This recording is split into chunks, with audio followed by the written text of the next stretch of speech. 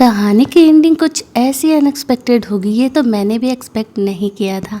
कहानी की एंडिंग में तो पूरा ट्विस्ट ही बदल गया। चलिए इस रोमांटिक कहानी की शुरुआत करते हैं। स्टार्टिंग में नुआन किसी को ढूंढते हुए चाइना वापस आया था।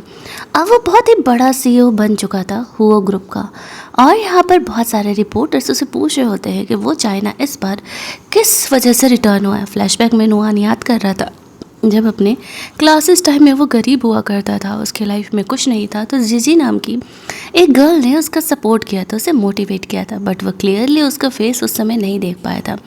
ये कागज़ की ओरिगामी बना के उसने उसे दिया था। पिछले 10 सालों से वो उसे ढूंढ रहा है, लेकिन जीजी का कोई अता पता नहीं है।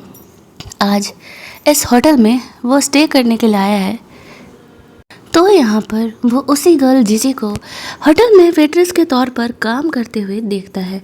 जीजी को देखते ही वो पहचान जाता है कि ये वही गर्ल है। जीजी फ़ोन पर अपनी फ्रेंड से बात कर रही होती है। बात करते करते वो आगे बढ़ रही थी। हेल्पर से वो गलती से टकराती है, गिरने ही वाली थी कि नुआन उसे संभालता है, और संभालने के चक्कर में उनके बीच हो जाता है ये एक्सीडेंट वाला बट बहुत ही रोमांटिक वाला किस। जितने भी वहाँ पर रिपोर्टर्स थे वो तो फ़ोटो खींच रहे होते हैं, बिल्कुल मिर्च मसाला वाली न्यूज़ बनाने के लिए। जीजी इस रिएक्शन से काफ़ी शौक हो जाती है।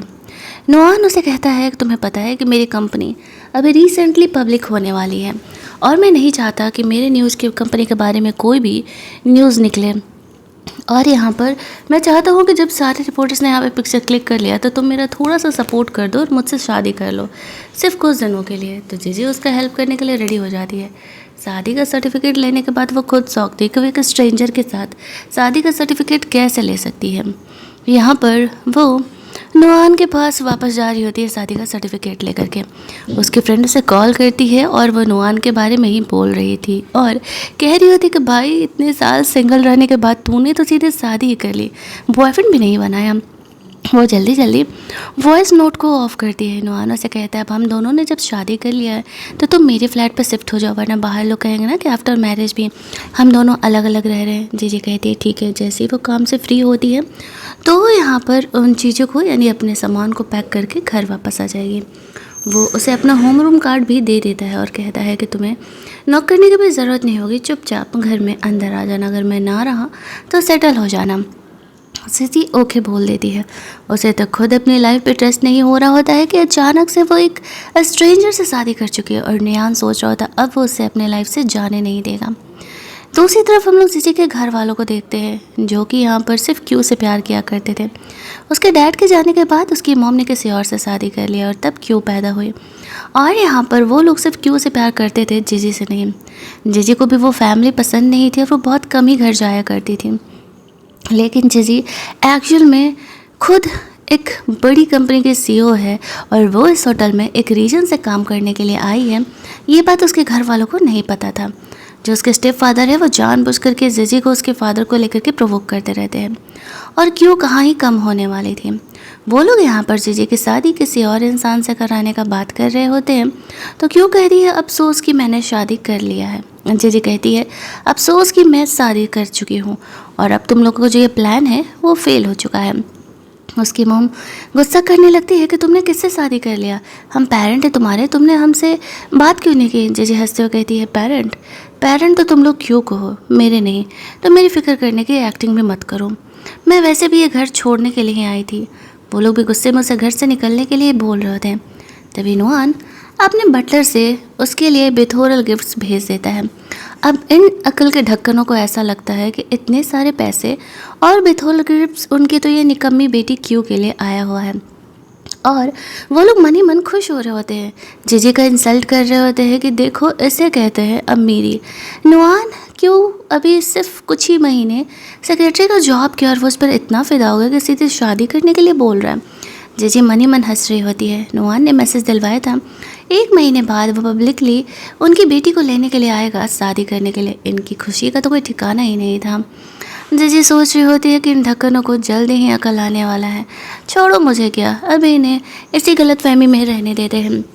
ये सोचते हुए वो घर छोड़ करके बाहर निकल जाती है। उसे इस पल का एक पल भी अफसोस नहीं होता है। नुआन के घर जाती है, सब कुछ वहाँ पे परफेक्ट था, उसे यहाँ पर काफ़ी सही लग रहा होता है, और उसे पता नहीं था कि नुआन घर पे है नहीं, तो वो उसे ढूंढते हुए ऊपर फ्लोर पर जाती है। उनकी चीज़ों के कलेक्शन को देखते हुए गलती से वॉशरूम में एंटर कर जाती है, जहाँ नुआन नहा रहा होता है और वह जिजी को पकड़ के किस करने लगता है।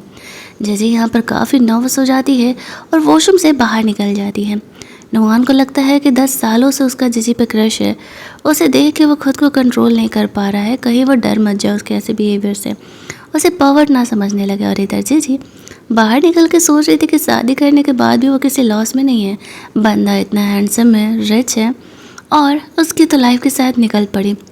जिजी अपनी वही बेस्टी से बात कर रही होती, उसकी बेस्टी से छेड़ रही थी। तो तुम्हारी हनीमून नाइट रही कैसे? जीजी उसे कहती है, अभी तक तो काम शुरू भी नहीं हुआ है और मैं वैसे भी रोमांस नहीं करने वाली यार, हम दोनों बिल्कुल एक दूसरे के लिए स्ट्रेंजर है। ये चीज़ें यहाँ पर बहुत ही ऑकवर्ड हो जाएंगी। उसकी फ्रेंड उसे छेड़ रही होती है, मुझे तो लगता है कि तुम्हें इनिशिएट करना चाहिए, मैंने नुआन के फ़ोटो देखे हैं, वो बहुत ही हैंडसम है। लेकिन जीजी शर्माते हुए वहाँ से चली जाती है।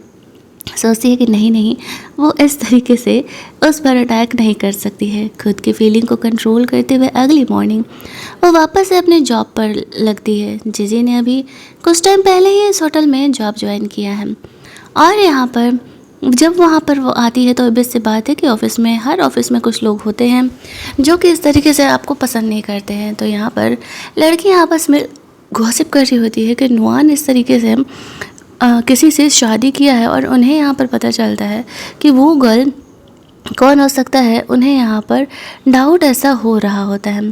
तो वो लोग फ़ोटोज़ तो थे लेकिन फेस देख करके पहचान नहीं पाते हैं और यहाँ पर हम लोग देखते हैं कि उन्हें ऐसा लगता है कि वो कोई और नहीं, उनकी सेक्रेटरी क्यू है, क्योंकि साइड से वो क्यू जैसी ही लग रही होती है। और यहाँ पर वो लोग क्यों कहीं बहुत ज़्यादा वाला भाव वगैरह अपना दे रहे होते हैं कि वाह तुम कितनी लकी हो, तुम्हें यहाँ पर इस तरीके से उसे शादी करने का मौका मिल गया, फलाना ढिमकाना पूरा बोल रहे होते हैं। और वो भी मौके का फ़ायदा उठाते हुए कह रही थी, हाँ हाँ छोड़ो अब ये बातें, क्या ही करना, और इस तरीके से रहने देते हैं, थोड़ा डाउन टू अर्थ मुझे रहना है, नुआन ने मुझे कहा है किसी को ऐसी बातें नहीं बताने के लिए। तो फिर वो चुप हो जाते हैं। अब यहाँ पर वो जीजी को सॉल्व कर रही होती है, लेकिन जीजी यहाँ पर कोई भी रिएक्शन नहीं देती है। नुआन यहाँ पर अगले कुछ दिनों के लिए इंस्पेक्शन करने के लिए आने वाला था, क्योंकि ये उसी का होटल था। और फिर जो क्यू होती है वो होटल रूम में जाके चेक करने लगती है कि सब कुछ उसके लिए परफेक्ट तो है ना, कहीं भी कोई भी गंदगी नहीं होनी चाहिए। जीजी को वो जानबूझ करके टॉयलेट क्लीन करने के लिए बोलती है और कहती है, तुम जब यहाँ पर होटल के वेट्रेस का काम कर रही हो तो तुम्हें ये सब कुछ करना ही पड़ेगा। मेरा होने वाला हस्बैंड नुआन यहाँ पर आने वाला है और तुम्हें उसके लिए टॉयलेट क्लीन करना पड़ेगा। वो टॉयलेट क्लीन करने तो जाती है लेकिन जानबूझ करके उसका गंदा पानी क्यू पर भी फेंकने लगती है, क्लीन करने के बहाना बना करके। क्यू को इन सारी हरकतों से जीजी के बहुत गुस्सा आ रहा था, लेकिन जीजी बहुत ही स्ट्रॉन्ग गर्ल थी और वो खुद को किसी को बुली करने नहीं देती थी। वो उन्हीं पर गुस्सा करने लगती है। अब क्यों कहती है कि लगता है तुम्हें सबक सिखाने का वक्त आ चुका है, तुम कुछ ज़्यादा ही उछल रही हो, आई नो तुम जेलस हो रही होगी, हम दोनों ही बहनें हैं लेकिन नुआन ने मुझे चूज किया। वो क्या है ना कि मैं किस्मत की बहुत ही अच्छी हूँ। जीजी बस हंस के चुप रह जाती है कि जिस दिन इसकी गलतफहमी टूटेगी ना उसे खुद ही पता चलेगा। और यहाँ पर जीजी फिर अपने काम में लग जाती है। उसे ओरिगेमी बनाने का आदत था, एक ओरिगेमी बना करके वो नुआन के कमरे में रख देती है। तभी वहाँ पर अनाउंस होता है कि नुआन आ रहा है और सारे हेल्पर्स को नीचे आने के लिए। तो फिर वो नीचे उन्हें अटेंड करने के लिए जाती है, जहाँ पर कि जब नुआन यहाँ पर आता है तो उसे एक पर्सनल असिस्टेंट की ज़रूरत थी यहाँ पर होटल में असिस्ट करने के लिए। क्यू को लगा था कि ऑब्वियसली वो उसे चूज़ करेगा, लेकिन वो उसे ऐसे इग्नोर कर देता है जैसे कि वो है ही नहीं और बोलता है कि जीजी मुझे होटल की सारी चीज़ें दिखाने वाली हैं। सब गॉसिप करने लगते हैं कि जीजी ने आखिरकार ऐसा क्या किया भाई, कुछ टाइम पहले ही वो इस तरीके से यहाँ ज्वाइन की है और नुआन उसे इतना भाव दे रहा है। फिर यहाँ पर हम लोग देखते हैं कि वो जीजी को लेकर के अंदर होटल में जाता है। जीजी सारी चीज़ें उसे बता रही होती है, उसका कमरा दिखाती है। नुआन जीजी को कमरे में खींच लेता है। जीजी को ऐसा लग रहा था कि वो दोनों तो फेक मैरिज में है, तो फिर नुआन उसके साथ इतना लवी डबी बिहेवियर क्यों कर रहा है। नुआन उसे कहता है, तो हम ये रिलेशन कब तक छुपा के रखने वाले हैं? जीजी कहती है, जब तक हम डाइवोर्स ना ले लें और तुम्हारी कंपनी पब्लिक ना हो जाए, क्योंकि ये रिलेशन बताने का कोई मतलब ही नहीं है जब कुछ दिनों में हम दोनों अलग होने वाले हैं। नोआन का हर बार दिल टूट जाता था जब भी जीजी डाइवोर्स की बात करती थी। वो जीजी का बनाया हुआ ओरिगामी को देखता है और काफ़ी खुश हो जाता है। उसे याद आता है जीजी ने कॉलेज टाइम में भी ऐसा ही एक ओरिगामी उसे बना करके दिया था। वो यहाँ पर इस तरीके से जीजी से और ज़्यादा इम्प्रेस होने लगता है। क्यों आकर के यहाँ शो ऑफ करने का कोई मौका नहीं छोड़ती है, जीजी को परेशान करने का कोई मौका नहीं छोड़ती है। वो जीजी को वार्न कर रही होती है कि बहन, मेरे होने वाले हस्बैंड से तुम ना थोड़ा दूर ही रहना। आई नो तुम्हें जेलस हो रहा होगा, अगर तुमने किसी से शादी की है तो वैसा गरीब सा होगा क्योंकि तुम्हें कौन ही भाव देने वाला है। लेकिन मेरा जो ये इतना अमीर हस्बैंड है ना, उससे उसके साथ फ्लर्ट करने की कोशिश भी मत करना। जीजी उसे कुछ बोलती नहीं है और क्यों इसी गलत फहमी में खुश नोआन के पास जाने की कोशिश कर रही होती है। उसे तो ऐसा लगता है कि जब नोआन ने शादी का बिथोरल गिफ्ट भेजा है तो ऑब्वियसली वो उसी से शादी करने वाला है। लेकिन पब्लिक में हर बार भी जब भी क्यों की बात आती थी तो वो उसे इग्नोर कर दिया करता था। थोड़ी ही देर में नोआन जीजी को कॉल करता है। होटल के नंबर पर कॉल किया था और उसे कह रहा था कि मेरी वाइफ ने मुझे जो ओरिगामी बना के दी है वो काफ़ी इंटरेस्टिंग है। जीजी उसे थैंक्स बोल रही होती है। दूसरी तरफ वो उसे कमरे में आने के लिए बोलता है। जब जीजी कमरे में आती है तो उसे अपने लिए एक खूबसूरत सा रिंग गिफ्ट में मिलता है। उसे लेकर के जब वो पहनती है तो वो बिल्कुल जीजी के फिट के था, तो वो काफ़ी खुश हो जाती है। लेकिन तभी वहाँ पर क्यों आने लगती है। क्यों और वहाँ पर हेल्पर को लेके आई थी। जीजी को पता था कि वो उसे गलत ही समझेगी, इसी वजह से वो रिंग छुपाने लगती है। लेकिन क्यों जब देखती है कि नोआन के कमरे से जीजी ने ये रिंग चोरी करके पहना है तो वो उसे ब्लेम लगाने लगती है कि नोआन ने ये रिंग मेरे लिए बनाया है और तुम चोरी कर रही हो। जीजी हंसते हुए कहती है, तुम श्योर हो कि ये रिंग तुम्हारे लिए है। क्यों कहती है, ऑब्वियसली, चलो निकालो इसे। तुम यहाँ पर हमारे होटल के गेस्ट की चीज़ों को ऐसे चोरी कर रही हो। और वो जीजी को बुली करने लगती है। लेकिन यहाँ पर जब रिंग निकाल करके वो पहनती है तो वो खुद यहाँ पर क्यों के हाथों में आता नहीं है। वो सोचने लगती है तो फिर क्या ये रिंग सच में जीजी के लिए है। सबके सामने वापस से उसका इंसल्ट हो जाता है कि ये रिंग तो क्यों के साइज़ का ही नहीं है। इधर इस बात से अनजान नोआन अपना मीटिंग कर रहा होता है। मीटिंग ख़त्म करने के बाद जब वो जीजी को कॉल करता है तो उसे कोई भी रिस्पॉन्ड नहीं मिलता है। उसे लगता है कहीं कोई प्रॉब्लम तो नहीं हो गया, तो वो देखने के लिए निकलता है। दूसरी तरफ क्यों अपने चमचे लोगों को जीजी को बुली करने के लिए बोलती है, ये बोल करके कि जीजी ने ऐसे कस्टमर की चीज़ों को चोरी किया है। वो लोग जीजी को यहाँ माफ़ी मांगने के लिए बोल रहे उधर जब वो नहीं मांगती है तो वो लोग उसे बुली कर रहे थे। तब तक इधर नोआन आने लगता है तो वो लोग उसे लेकर के अंदर वाले कमरे में चले जाते हैं। नोआन यहाँ पर क्यों के पास उसका वो रिंग देख रहा होता है तो वो भड़क करके उससे वो रिंग छीन लेता है। इधर ये लोग जीजी को ऐसे चुप कराए हुए थे। अब वो सोच रहा था कि जीजी यहाँ पर आई नहीं है तो फिर वो गई कहाँ। मैंने तो उसे कब का आने के लिए बोला था, ज़रूर ही कुछ ना कुछ प्रॉब्लम है। उसे ढूंढने के लिए जा रहा होता है तो क्यों उसे रोकने का कोशिश कर रही थी कि वो अंदर ना जाए। तभी वहाँ पर कमरे से कुछ आ रही आवाज़ों को सुन करके वो इस तरीके से उसे ढूंढते हुए अंदर चले जाता है।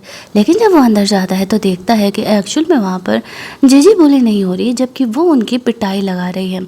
वह इस बात से भड़क जाता है और पूछने लगता है कि यहाँ हुआ क्या था।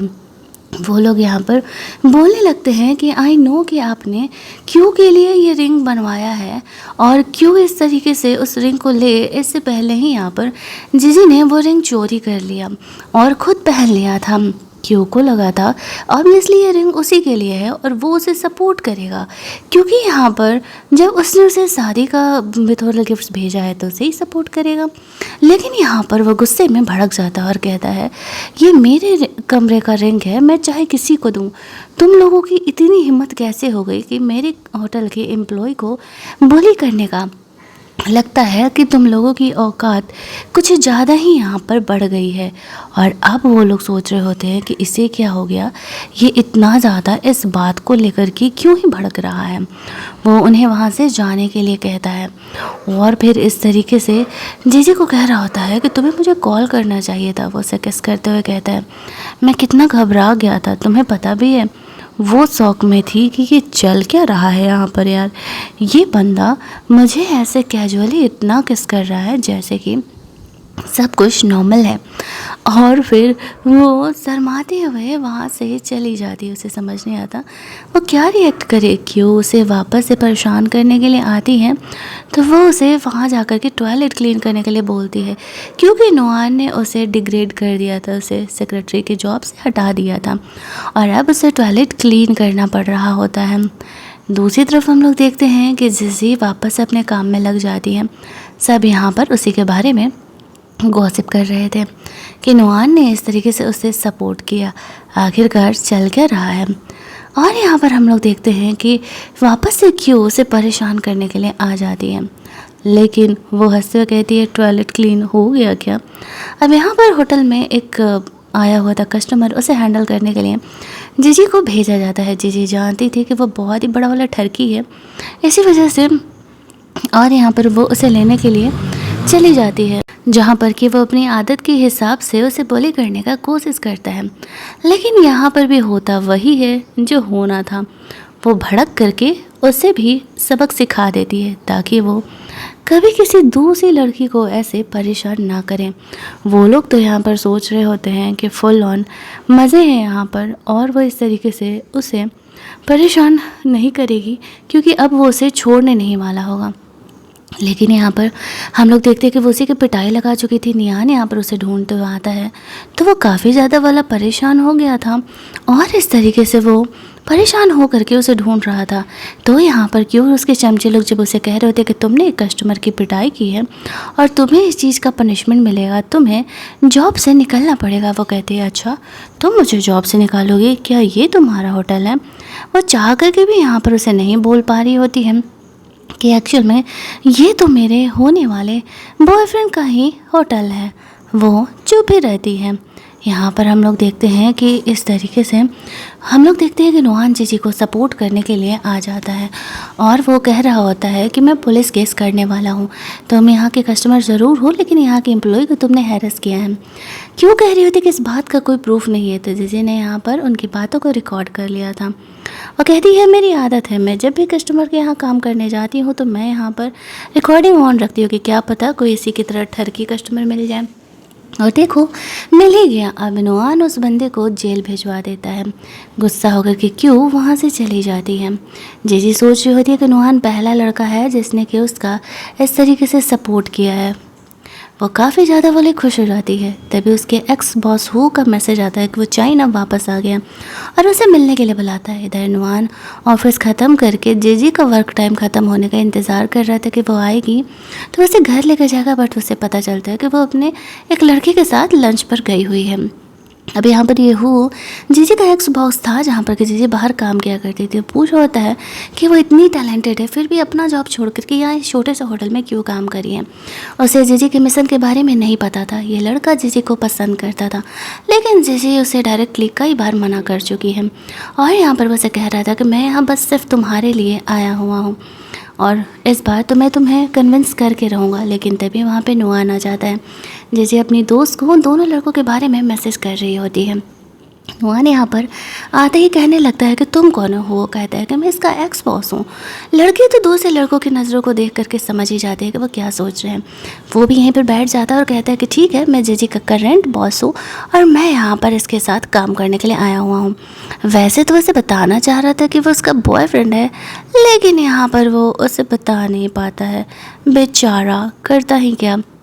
और फिर गुस्सा होकर के वो उसे वहाँ से लेकर के जाता है, जहाँ पर कि वो काफ़ी जेलस था और कार के ऊपर ही सीधे उसे किस करते हुए कहता है कि तुम मेरे साथ ऐसा बिहेवियर कैसे कर सकती हो।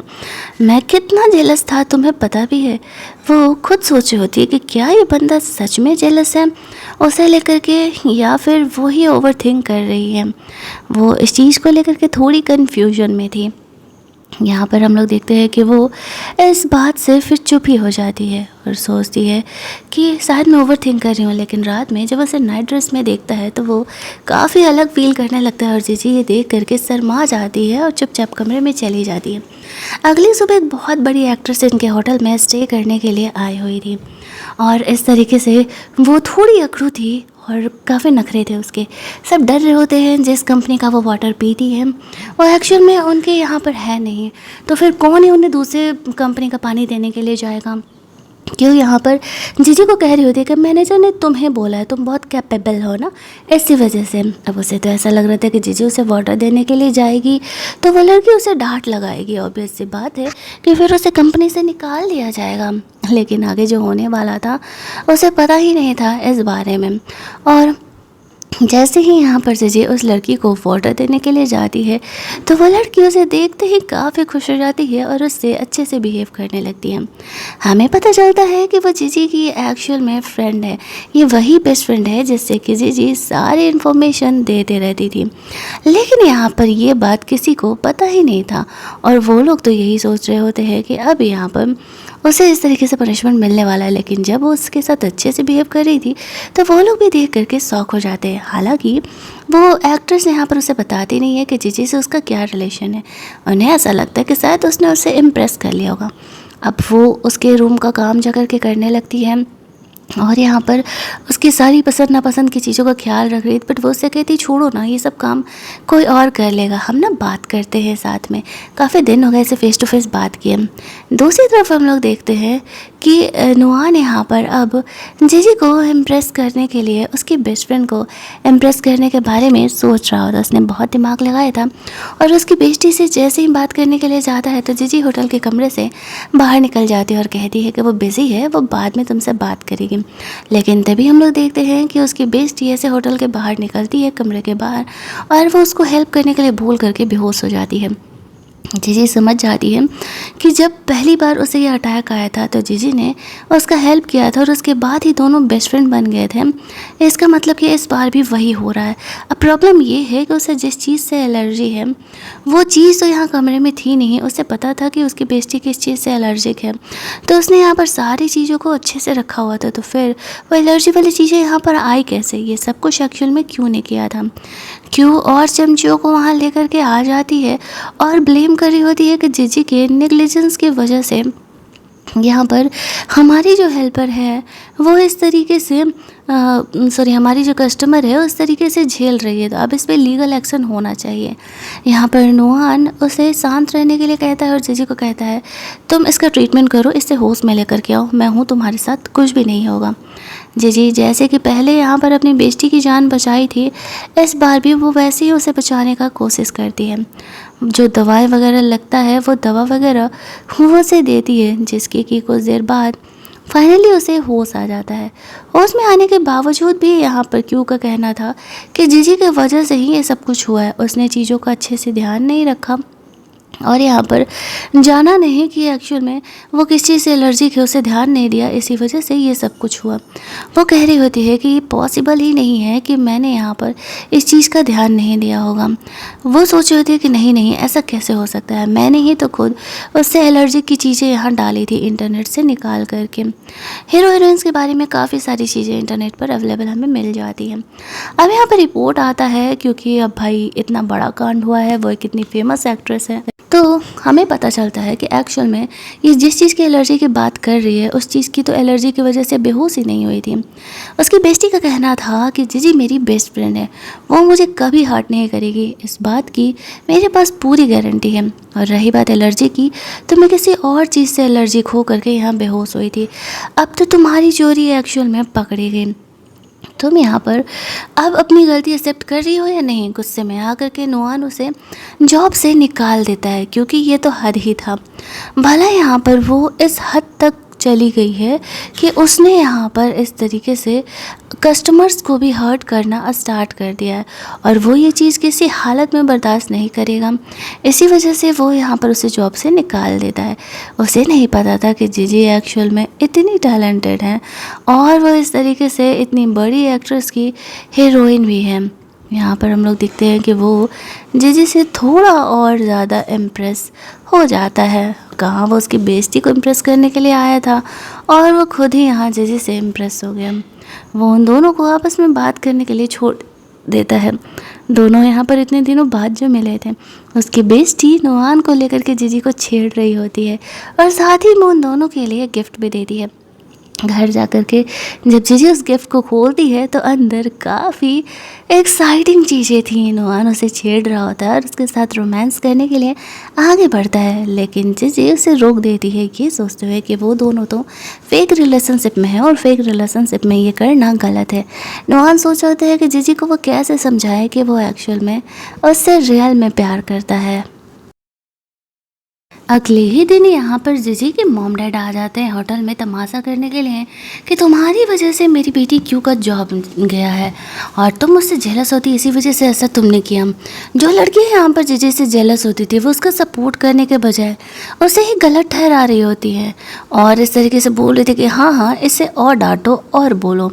यहाँ पर बात कुछ ज़्यादा ही बढ़ने लगता है तो फिर इस तरीके से बीच में यहाँ पर नुआन को आना पड़ता है और जब वो उसे सॉल्व करने के लिए आ ही रहा था तो देखता है कि जीजी ने इन्हीं के वीडियो बना करके उन्हें डरा दिया और वो वहाँ से खिसक गए थे। वो सोचता है कि शायद जीजी इतनी भी कमज़ोर नहीं है जितना कमज़ोर कि मैं उसे समझा करता था, लेकिन जीजी यहाँ पर इस तरीके से नुआन के ही बारे में अब सोच रही होती है कि वो काफ़ी हैंडसम होते जा रहा है। वो उसे नए प्रोजेक्ट की तैयारी करने के लिए बोलता है, जो भी पार्टी वार्टी होने वाली थी तो उसने बहुत ही अच्छा प्लान बनाया था। उसने तो एक्सपेक्ट ही नहीं किया था कि जीजी इतना अच्छा प्लान बनाती है। वो पढ़ती ही उसे अप्रूव कर देता है और वो बॉस से साइन कराने के लिए जाने लगती है। फिर उसे पता चलता है कि वो बॉस नुआन होने वाला है तो वो जल्दी जल्दी उन्हें फॉलो करते हुए जाता है, जहाँ पर कि मतलब वो बॉस वो होने वाला है तो जीजी वो को वो प्रोजेक्ट दिखा करके उसे प्रोजेक्ट साइन करा लेती है। तभी वहाँ पर नुआन आता है, वो पूछता है कि अब वो यहाँ क्या कर रहा है, तो उसका कहना था कि वो देखने के लिए आया था कि प्रोजेक्ट साइनिंग सही जा रहा है या नहीं। जीजी कहती है हाँ साइन हो चुका है, मैं जा रही हूँ अपने काम में लगने। ये कह के वो वहाँ से चली जाती है। नुआन सोच रहा है कि अब मेरी बंदी कब मुझे भाव देगी। बेचारा उसका सेक्रेटरी तो नुआन के बेचैनी को समझ ही रहा होता है। इसके बाद हम लोग सीधे उस पार्टी का सीन देखते हैं जहाँ पर कि क्यों अपने दोस्त लोगों के साथ आई थी और जीजी का मजाक उड़ा रही होती है। इस होटल में मैं यहाँ पर गेस्ट बन करके आई हुई हूँ और जीजी यहाँ पर वेट्रेस बन करके काम कर रही है, लेकिन जीजी उनकी बातों का ध्यान नहीं देती है। नुआन इधर आ ही रहा होता है, तभी अचानक से उसे कुछ ऑफिस का काम आ जाता है और उसे बीच रास्ते थोड़ी देर के लिए जाना पड़ता है। उन्हें ऐसा लग रहा था कि अब जीजी को कौन ही सपोर्ट करेगा। जब नुआन वहाँ से चला गया तो उसने यहाँ पर क्यू को फंसाने के लिए ऐसा जीजी को फंसाने के लिए ऐसा किया था। यहाँ पर जीजी ने अपनी डांसर फ्रेंड को यहाँ पे डांस करने के लिए इनवाइट किया था, लेकिन इस तरीके से वो उसे फंसा देती है। थोड़ी ही देर में डांसर फ्रेंड को यहाँ पे डांस करने आना था स्टेज पे, लेकिन वो आ नहीं पा रही होती है तो जीजी उसे परेशान होकर के कॉल करती है। क्यों ने यहाँ पर गुंडे लोगों के चक्कर में उसे फंसवा दिया था। जीजी समझ जाती है कि वो उसका इंसल्ट कराने के लिए ये सब कुछ कर रही है, कि वो चीज़ों को अच्छे से हैंडल आउट नहीं कर पा रही है। अब यहाँ पर हो भी परेशान होने लगता है। जीजी जैसे तैसे करके अपनी बेस्टी को कॉल करती है और दिमाग लगाते हुए उसे वहाँ से निकलने के लिए कहती है। ओवर कॉन्फिडेंट क्यों तो काफ़ी खुश थी कि किसी हालत में यहाँ पर उसकी डांसर फ्रेंड यहाँ नहीं आ पाएगी, लेकिन तभी थोड़ी ही देर में एक लड़की स्टेज के पीछे से डांस करना स्टार्ट करती है और सबको वो बहुत ही ज़्यादा पसंद आता है।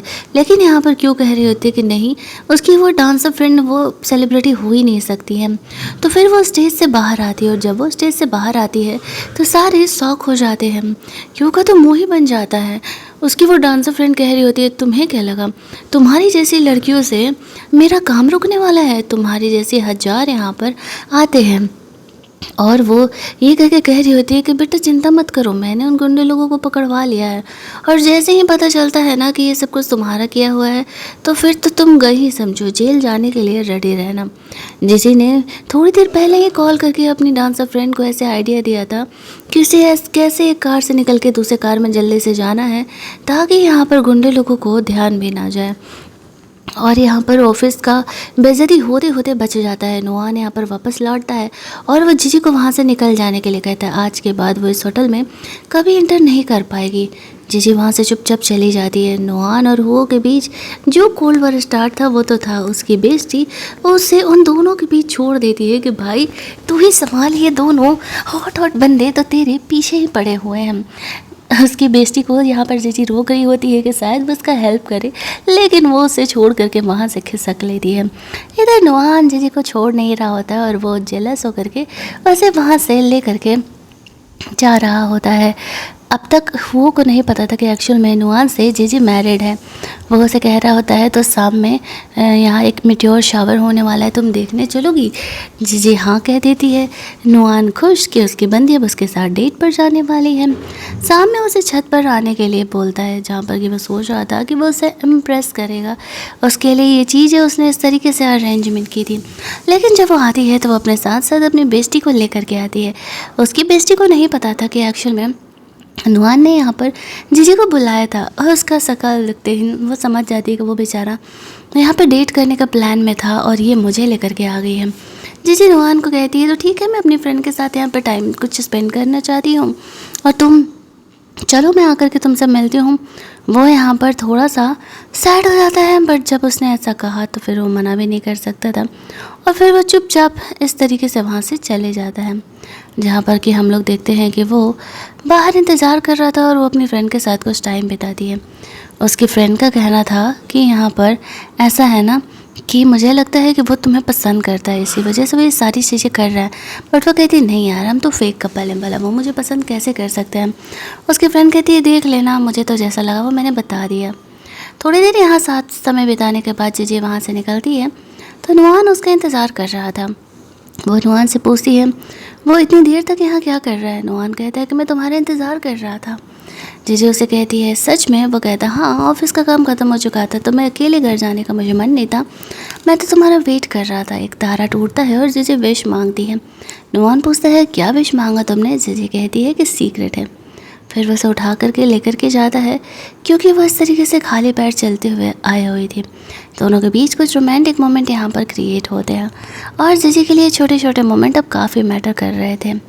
अगले दिन जीजी नुआन के साथ बिताए वक्त को लेकर के बहुत ही खुश थी और उसके कहने पर कुछ शॉपिंग वगैरह करने के लिए जाती है। वो नुआन के लिए अपने पैसों से शर्ट खरीदने गई हुई थी, तभी वहाँ पर वो नोटिस करती है शादी के ड्रेसेस को। उन्हें देखने के लिए अंदर चली जाती है तो वहाँ पर क्यों अपनी मॉम के साथ शॉपिंग करने के लिए आई हुई थी। वो अभी इसी गलत फहमी में थी कि नुआन उससे शादी करने वाला है, इतने बुरे बिहेवियर के बावजूद भी। जीजी कह रही होती है तुम श्योर हो ना कि नुआन तुम्हें से शादी करने वाला है? क्यों कहती है और नहीं तो क्या वो तुमसे शादी करने वाला है? तुम्हारी जैसी लड़कियां बहुत होंगी उसकी ज़िंदगी में, लेकिन मैं अमीर फैमिली से भी तो बिलोंग करती हूँ ना।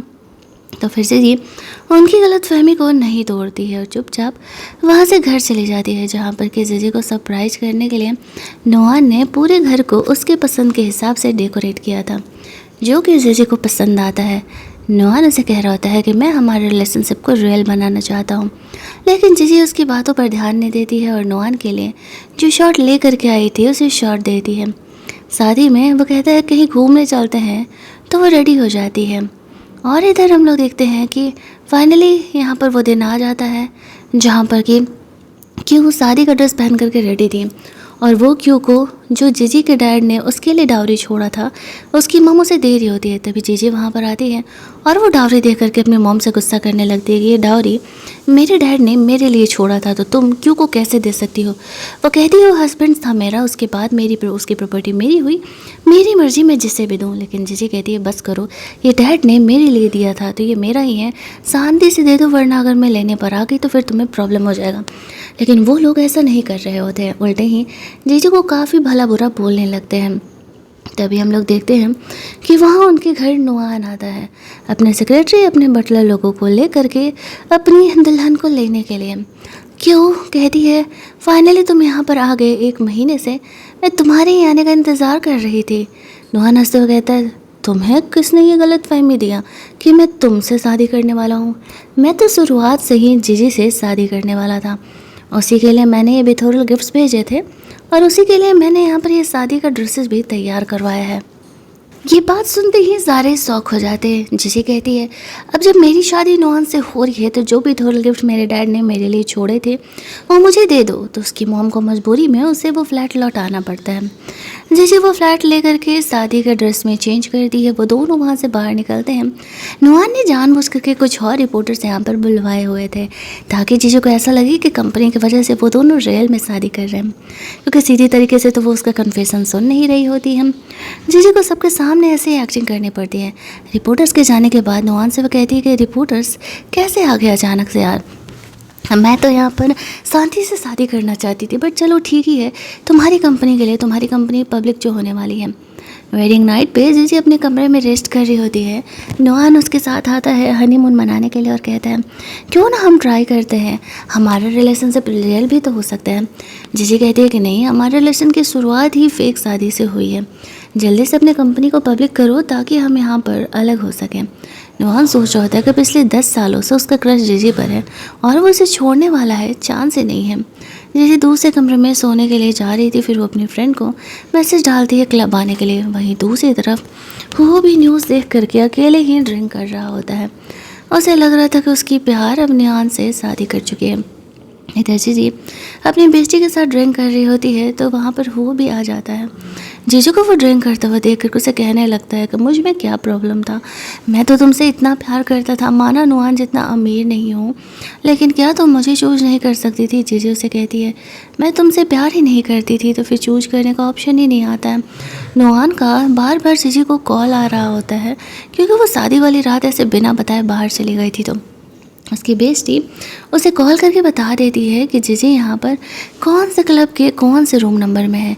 नोआन यहाँ पर आने लगता है और वो पर गुस्सा करता है, शुक्र मनाओ कि तुम जीजी के फ्रेंड हो, वरना मेरी बीवी को छेड़ने के जुर्म में मैं तुम्हारा वो हालत करता कि तुम सोच भी नहीं सकते थे।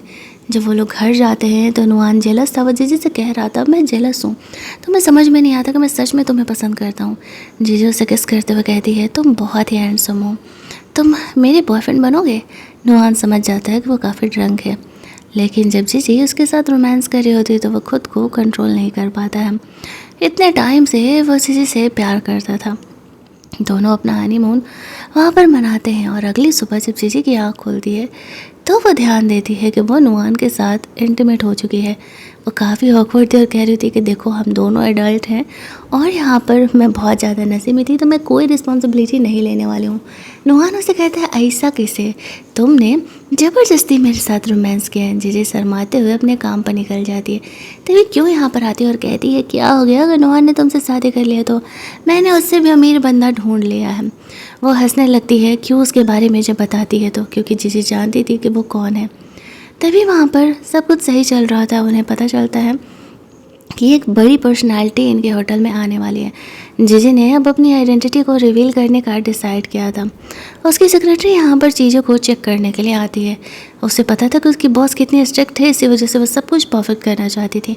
क्यों जाकर के उस सेक्रेटरी को पहले ही जीजी के खिलाफ भड़का देती है कि वो अच्छे से काम नहीं करती है। उसकी सेक्रेटरी यहाँ पर जब मीटिंग में जाती है तो भी जीजी वहाँ पर अवेलेबल नहीं हो पाई थी। उसे नहीं पता था कि क्यों जिस लड़की की बात कर रही है एक्चुअल में वो खुद उसकी बॉस है। इसी वजह से वो उसके काम ना होने पर काफ़ी भड़कने लगती है। सब सोच रहे होते हैं कि इस बार तो जीजी गई ही समझो, उतने इतने बड़े बिग शॉट को ऑफेंड किया है। जीजी अपना काम क्लियर करके मीटिंग में जाने का कोशिश कर रही थी, लेकिन क्यों जानबूझ करके उसे फंसा रही होती है ताकि उसे लेट हो जाए। उसे वार्न करती है अगर वो उसे गुस्सा दिलाएगी तो वो उसका अंजाम भुगत नहीं पाएगी। मीटिंग में नहीं प्रेजेंट होने की वजह से उसकी सेक्रेटरी और ज़्यादा भड़कने लगती है और इस तरीके से, लेकिन जब वो कमरे में एंटर करती है तो पता चलता है कमरा बहुत ही क्लीन है। इसका मतलब कि वो कोई प्रोफेशनल है। तो अब वो जीजी से मिलना चाह रही थी। यहाँ पर वो लोग जीजी के खिलाफ भड़काने में कोई भी चांस नहीं छोड़ रहे होते हैं। जीजी यहाँ पर बेडशीट्स को क्लीन करके होटल में सुखा रही होती है, तभी वहाँ पर उसे फॉलो करते करते नोआन आ जाता है। अंडर बेडशीट उसका रोमांस उसके साथ स्टार्ट हो जाता है। इन लोगों को चीज़ें दिख नहीं रही होती है और दोनों ही यहाँ पर नोआन और जीजी के बारे में ही बात कर रहे थे। जीजी की बेस्टी यहाँ पर उसे एम्प्लॉय ऑफ द मंथ का अवार्ड देने के लिए आई हुई थी और उसे काफ़ी अप्रिशिएट कर रही थी। इससे जेलस होकर के क्यों कह रही होती है, ज़्यादा खुश होने की ज़रूरत नहीं है, अभी एक कस्टमर को खुश करना तुम्हें बाकी है। जिसकी सेक्रेटरी यहाँ पर आई हुई है और वो तुमसे बहुत भड़की हुई है, लेकिन उसकी सेक्रेटरी तभी वहाँ पर आती है। नुआन भी यहाँ पर आता है, उसे ऐसा लगता है कि कोई जीजी को बुली कर रहा है, तो देखने के लिए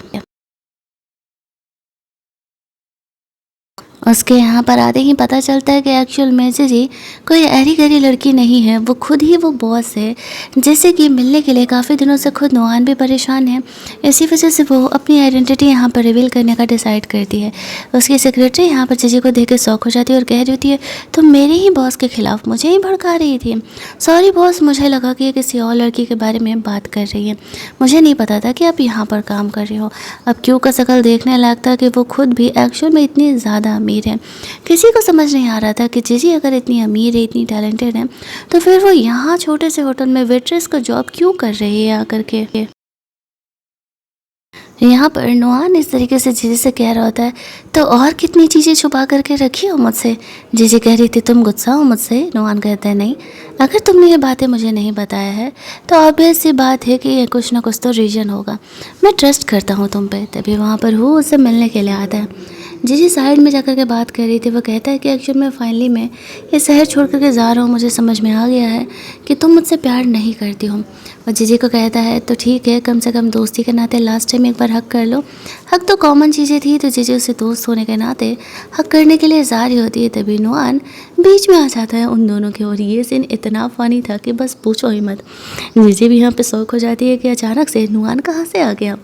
वो समझ जाता है कि जेलस बेबी नुआन यहाँ पर जीजी के उसके तो करीब भी जाने नहीं देगा। वह ऐसे ही जीजी को बाय बोल करके फाइनली ये सिटी छोड़ करके चले जाता है।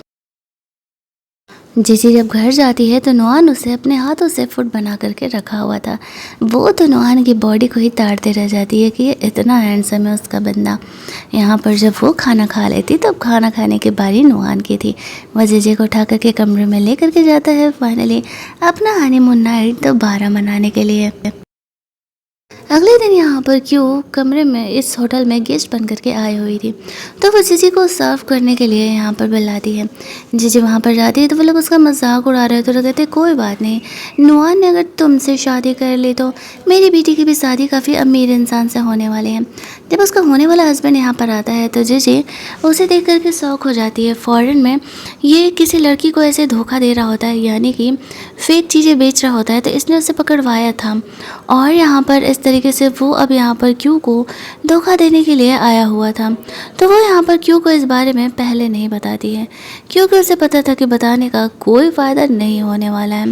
वो बेवजह ही उसे ही यहाँ पर जिम्मेदार ठहराएगी, ऐसी वजह से वो छोड़ देती है। अब वो लड़का यहाँ पर आता है और इस तरीके से कह रहा होता है कि मैंने यहाँ पर क्यू के लिए ये ऑथेंटिक ब्रेसलेट खरीदा है, और वो लोग स्टैम्प वगैरह सब लगाए हुआ, सर्टिफिकेट वगैरह लेकर के आए हुए थे, जिन्हें देख करके कि उन्हें पूरा भरोसा हो जाता है।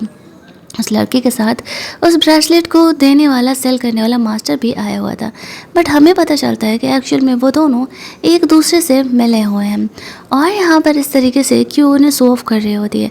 वो लड़का जब वो पेमेंट करने के लिए जाता है तो एक्चुअल में उसके पास पैसे कम पड़ रहे होते हैं। वो अपने सेक्रेटरी को कॉल करके गुस्सा कर रहा होता है कि तुमने वो पैसे आखिरकार क्यों नहीं मेरे अकाउंट में डाले। तो वो कहने लगती है कि एक्चुअल में मैं आप ही के कहने पे बिज़नेस ट्रिप पर आ गई हूँ और पैसे तो अब कल ही ट्रांसफ़र हो पाएंगे। तो यहाँ पर जो वो लड़का होता है वो क्यों को कह रहा होता है कि क्यों ना तुम यहाँ पर थोड़े पैसे मुझे ट्रांसफ़र कर दो, बाकी जैसे ही यहाँ पर मेरे सेक्रेटरी कल पैसा देती है तो मैं यहाँ पर तुम्हें वो वापस लौटा दूंगा।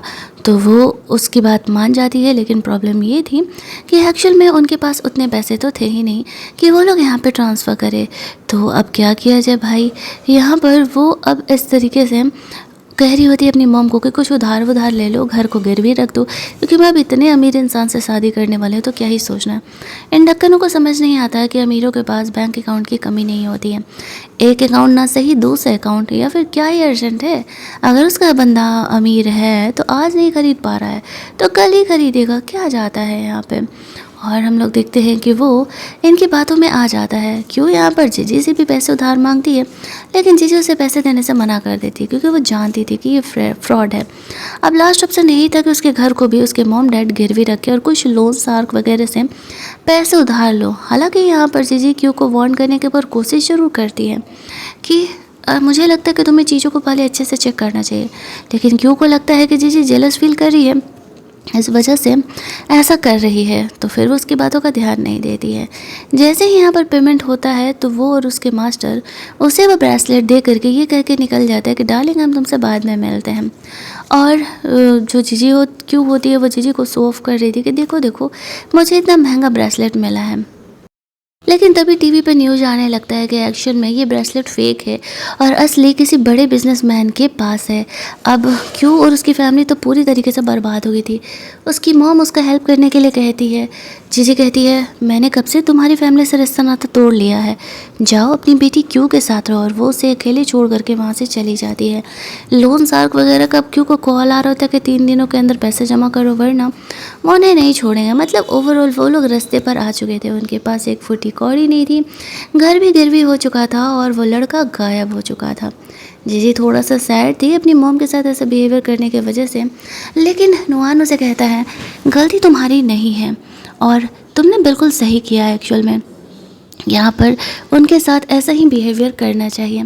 फिर वो जीजी को स्कूल में लेकर के जाता है जहाँ पर कि उसे बताता है तुम्हें याद है कॉलेज टाइम में तुमने एक्चुअल में एक लड़के का हेल्प किया था और उसे मोटिवेट किया था ज़िंदगी में आगे बढ़ने के लिए, और वह लड़का कोई और नहीं मैं ही हूँ। जीजी ऐसे दिखा रही थी, ओह तुम ही हो। कहानी का बड़ा ट्विस्ट यहाँ पर आता है। एक्चुअल में नुआन ने जीजी के खिलाफ चाल चला था और जीजी ने नुआन के खिलाफ यहाँ पर चाल चला था। वो भी नुआन से मिलने के लिए, उससे जुड़ने के लिए अपना फॉरेन का सारा काम छोड़ करके यहाँ आई हुई थी। अफसोस कि नुआन इस कहानी में तो ये बात नहीं जान पाता है कि जीजी एक्चुअल में ये सब कुछ एक्टिंग कर रही थी। नुआन से उस रात उसका मिलना कोई कोइंसिडेंट नहीं था, उसने ये सब कुछ प्लान किया था। ऐसे मस्त वाले सीन के साथ हमारी ये कहानी यहीं पर एंड हो जाती है। अगर आपको ये कहानी अच्छी लगी होगी वीडियो को लाइक और शेयर करना मत भूलना, चैनल को सब्सक्राइब कर लेना ताकि नए वीडियोज़ के नोटिफिकेशन आपको मिलते रहें। चलिए जल्दी से मिल लेते हैं हम लोग एक और नई कहानी के हिंदी एक्सप्लेनेशन में। तब तक के लिए कीप लिसनिंग।